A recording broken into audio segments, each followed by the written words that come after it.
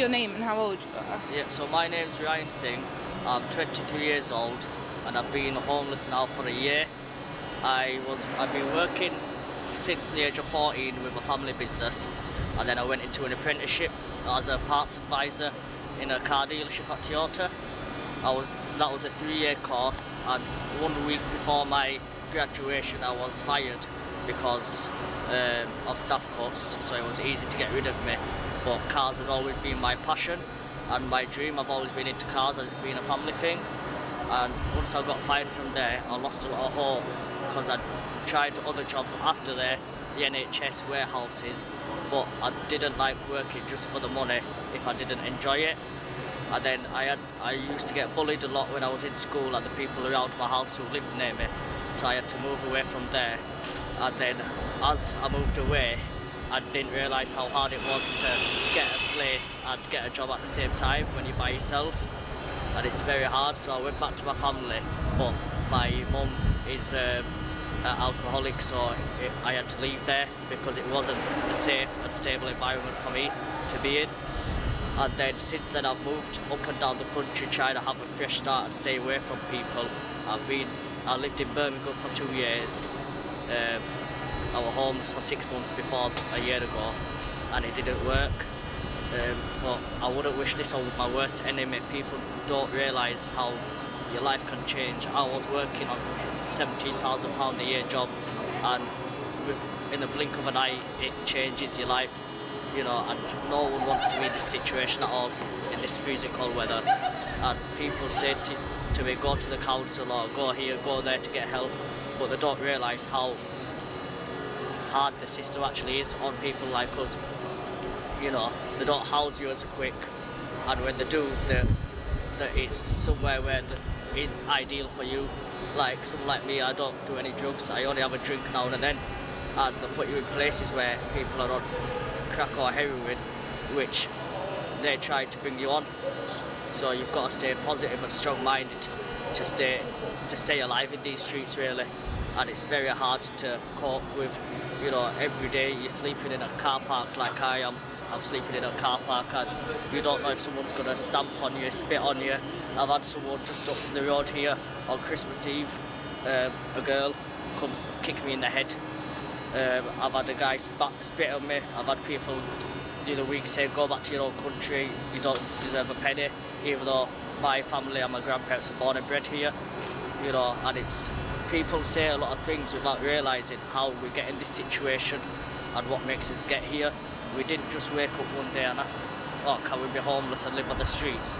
You know, I'm sure we'd love to be in a bed in a nice cosy place what we could call home, but it's that stage where we're not getting the help we need and the support.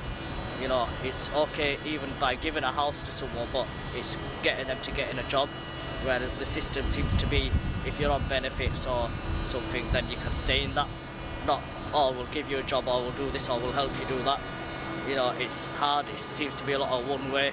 You've got to do everything, or even if they give you a place, you get a job, but then your benefits get stopped.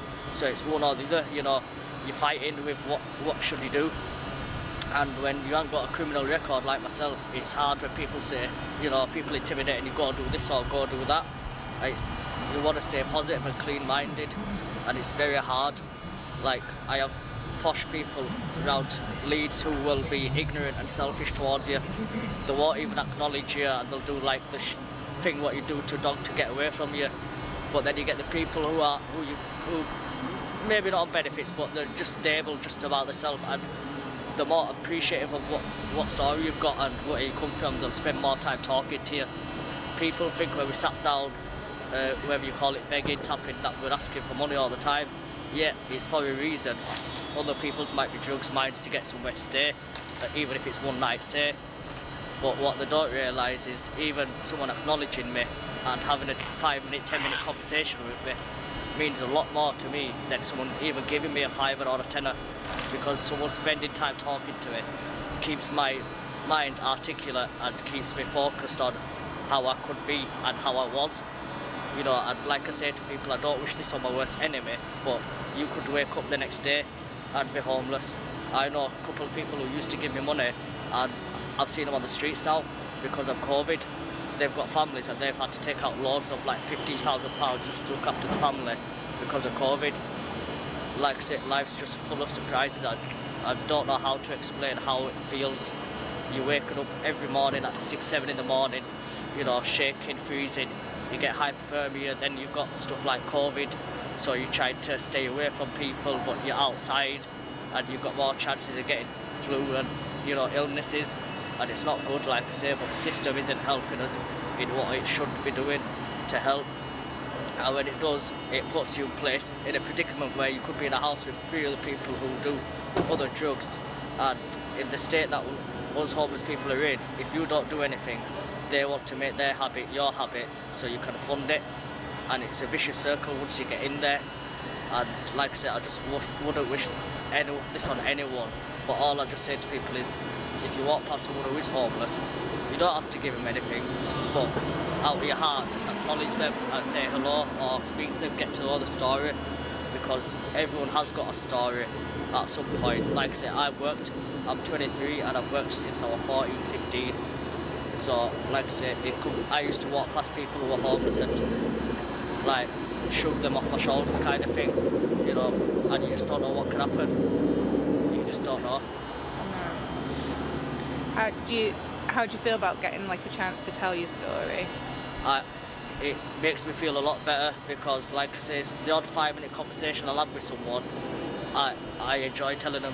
But like doing this now, it makes me feel more open and light-headed because I've got a lot of stuff off my shoulder where I can explain to someone what I've been through and how I've gone through earning £17,500 a year to living on the streets, you know, in the same clothes what I've had since my 21st birthday. I've had these on, you know, so life's full of surprises and I'm happy that you guys are taking your time and making people more aware of people's situation who are homeless and getting us guys acknowledged and, you know, people realising how you're not just homeless because you want to be, you know, which people seem to think, or they're just narrow-minded people because they're more focusing on their life, which I understand, you know, especially with COVID, it's put everyone in their situation, but it doesn't take a penny to acknowledge someone and show them some heart of, you know, saying hello, how's your day been? Yeah. What would you say sort of the hardest part of day-to-day life is? Hardest part of day-to-day life is literally staying strong-minded and positive, to be honest with you, with maybe other homeless people maybe giving you negativity or other people walking past you giving negativity. It's just, it's hard to stay positive, but you've got to stay strong and stay through it. Otherwise, if you don't do that, then I know a couple of people who have committed suicide because they can't cope no more, you know, and it's not even overdose, they've literally killed themselves because there's only so much you can take. So it's hard to go day to day, staying through and staying strong, you know. Yeah. Where would you like to see yourself in sort of like 5 years' time? 5 years' time, I'd like to see myself in my own flat or house, not a council one, hopefully my own private rented, and working full time again like I was a couple of years ago, working and earning a good living, you know, because a couple of years ago when I was working, I said to myself, by the time I'm 24, 25, which is 2 years from now, I want to be married and settle down, you know, and look where it's took me 10 steps back now instead. Have you got any advice for people watching this? Pardon? Have you got any advice for people watching this? If you're watching this, like I say, I don't expect you to give anything to anyone. If you do give, I mean it, thank you from our heart, whether it's money, food, but if you can't give anything, we still appreciate an acknowledgement or a quick 2-minute conversation, you know, a quick hi and bye or hope you're okay. That does mean a lot to us because people acknowledge us, especially when you get a lot of people who ignore you, or I have had to say, people say go back to your own country, which shouldn't be said in this current times, or people say go get a job, but they say go get a job without knowing our situation. You can't get a job if you haven't got somewhere stable to live, because you can't go somewhere to work smelling or, you know, not high. You need to be hygienically clean.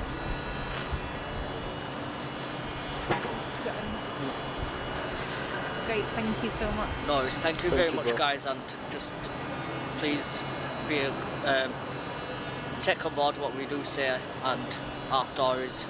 Thank you. Thank you very much for watching Ryan's story. We're now going to talk a little bit about it. Please do not forget to subscribe if you have enjoyed it. Thank you. So Ryan, we're going to talk a little bit about some of the reasons why it's so difficult to get out of being homeless. Why it's so, difficult to get back into work. Yeah. Because Ryan, obviously, he has worked and he really enjoyed his job. Yeah. And then he's found himself homeless. And the difficulty of getting back is so hard. What's the reason? Why is it so hard? I think a lot of people make assumptions, don't they, that homeless people are lazy. Yeah. Like, how is it so hard to go out and get a job? Yeah. But I think there's actually like a number of reasons in the way as to why it's so difficult. Like, it's not them being lazy. So, like, firstly, you've got no address. Yeah. So. Which is a lose-lose situation. Without a job, you can't get an address. No, you can't. And without an address, it's really difficult to get a job. But if you got a friend that you can use as house. Yeah. But then I'm guessing probably a lot of homeless people aren't in that situation. Yeah, because then you'd have somewhere to crash, hopefully, wouldn't you? Yeah, because most of the friends are homeless as well. Yeah. Many employers probably won't even consider a homeless person, like the minute they find out they're homeless. Yeah. And also, how do you type up your CV? How do you email it to them? How do you do it? Because a lot of stuff now is done online. Yeah, digitally. Yeah. You don't go and drop, I mean, you can still go and drop CVs round, Yeah. but then you've still got to have somehow typed it up and printed it off. But how did they deal with a universal credit? Because you have to be online to check it. I'm guessing they don't have a universal credit, because if they did, they probably wouldn't be homeless, because they pay a housing allowance, don't they? Many homeless people don't have reliable phones or ways of communication. Yeah. Again, how can people ring you? How can people find you to let you know about jobs? Say even if you have got a phone, Yeah. the chances are you're not going to be able to charge it every day. You know, some city, right? They literally every bus stop they start putting chargers. Have they? Yeah. That's Like amazing. Manchester, I think Liverpool as well. Yeah, Some bus stop for homeless people. that's good. There's a charge, like a plug Yeah. to charge the phone. Because if you haven't got a phone, literally, how are people going to be able to find you? They can't write to you because you haven't got an address. Yeah. They can't get hold of you. It's hard to stay clean and neat. Yeah. Because that's important. That's especially important. for like your interview and your first impression. Yeah. If you turn up smelling bad or looking scruffy, it gives a bad impression straight away, doesn't Give a it? bad impression, but some people need to look past it though. 100%, like, yeah. But then again, if you got your business, would you employ someone that smell bad? That's it, isn't it? At the end of the day, it's your business. Like, in order for you to eat and have a home, Yeah. your business has got to be successful. And your business represents you. Yeah. So I can see it from both points of view. Because it's difficult, because many people, like Ryan, if you gave him a chance, I'm sure he would shine. Yeah. But it's finding that right person to give you that chance, isn't it? I think you need to find a house first. Because if you don't have... I think that's the whole point of what we're talking about. Without a house, Yeah. getting a job is difficult, but without a job, getting a house is difficult. Like, they come hand in hand, don't they, really? Many homeless people have gaps in their employment, which can make employers suspicious, can't it? Because I think, like, when you give your CV, if there's a gap in, say there was a year that you weren't employed, they'll be like, well, why? What happened? Yeah. So I think a lot does need to be done to maybe, like, break barriers down. But I think it depends on the person as well, how much they want it. Yeah. It's not easy. No. It's never going to be easy, but you need to have that determination how much you want it. But it doesn't matter if you want it that much, but then you turn into work with dirty clothes. And even if you get that far, it's been given a chance. Yeah. Travel is difficult. Yeah. Like many jobs now, a lot of them require you to have a licence. Yeah. Like a lot of the quick, easy jobs to do, say like Uber Eats or delivery. I'm not saying they're quick and easy, but easier to get than others because you're basically self-employed, aren't you? Yeah. Again, require you to have the car or at least a bike. A bike. Some form of transport, which again can be difficult. Yeah. And then a lot of homeless people also end up with criminal records due to being homeless, due to having to do stuff to survive being homeless. And then once you've got that criminal record, that makes it even more difficult. Even more difficult. And lastly, not in Ryan's case, but some homeless people do suffer from addiction. Yeah. Which also makes... Even worse. Which makes working even harder. And but you see, before every homeless people I used to think that they're on drugs. But not all of them on drugs. No. Some people are literally just homeless because they don't have a place to stay. Yeah. But before that, I thought all of them on drugs. It's scary, isn't it? Like, if I lost my job, I haven't got the savings. Like, I would end up homeless. But I wouldn't, because I've got good friends and family that are able to support me. Yeah. Like, I'm not necessarily saying willing, Yeah. but they would in order not to see me go homeless. But some people don't have that backup. Their have families can't afford to support them. And I think a lot of people need to realise, like, how easy it would be. If they have that. Yeah, like if I lost my job, I would probably lose my house within 2 months. Yeah. And I would have nowhere else to go. Your mum's house. Well, yeah, so yeah, like, or my friend, I know, obviously my friends and that wouldn't see me go homeless, right? I'll leave you out there. Are you ready for me, the kid and the guinea pigs, to move in? But, like, seriously though, some people aren't that lucky. They don't have that backup. And I think that's what people viewing it from the outside need to realise, is how easy that they could end up in that situation. Yeah. It can happen to everyone. It can happen to anyone. And sometimes it's only your backup, like your friends or your family, that stop that happening. And some people don't have that luxury. Yeah. I think that's important for people to realise. Because did you know, I did not know this, there's 274,000 homeless people in Britain. How many? 274,000. That's a lot. 126,000 of that are children. But they are counting, so out of that they're counting, there's 2,700 sleeping rough. Yeah. 15,000 in hostels, and then 250,000 in temporary accommodation. Does that class as homeless even? I'd class hostels as still homeless. I don't know if I would necessarily class temporary accommodation as homeless, because you have still got that roof over your head, but I guess it's not permanent, it can be taken away at any point. Yeah, yeah. So you've still got that worry, and I can't imagine the stress of having that with children or a child, thinking at any point that you might not be able to put a roof over their head.